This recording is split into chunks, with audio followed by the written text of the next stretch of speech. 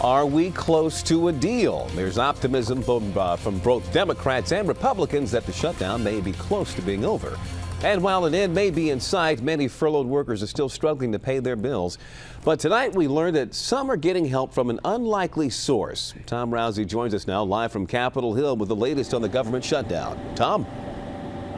Well, Leon, senators today had meetings here that were described as very productive, and the individual parties are going to be back at it tomorrow. I can tell you, pretty much since this shutdown began, there's a greater sense of hope here tonight than we have seen.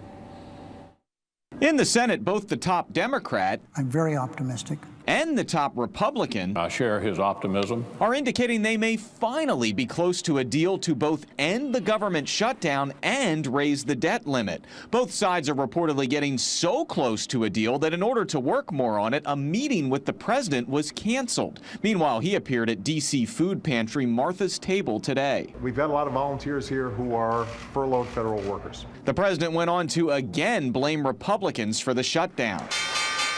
Meanwhile, after falling early, the stock market closed up for the day thanks to hope that a deal will happen soon. The deal the Senate is looking at would reportedly reopen the government until January 15th and raise the debt limit until early February. People are coming in now, they're strapped. Meanwhile, more signs of the huge shutdown impact locally. Some lady actually said, Barry, can you help me out a little bit, because things are tight. At the gold market in Waldorf, owner Barry Braverman says about 90% of folks coming in to sell gold and jewelry over the last 2 weeks have been federal workers. He's trying to help them by paying extra money. We're just trying to help as many people as we can.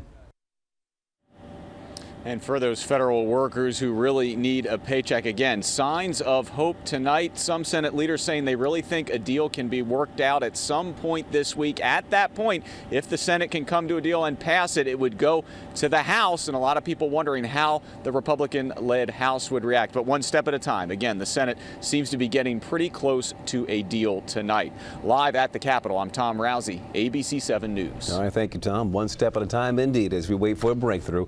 The memorials around D.C. are still technically closed, but people were visiting the Vietnam War Memorial today because a gate blocking the entrance there was moved. A woman from Ohio came to look up the name of a friend who died in 1967.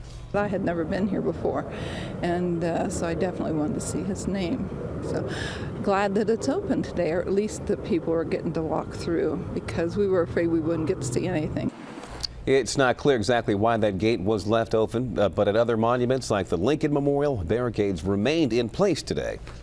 Stay with us here at ABC 7 and at WJLA.com as well for updates on this developing story.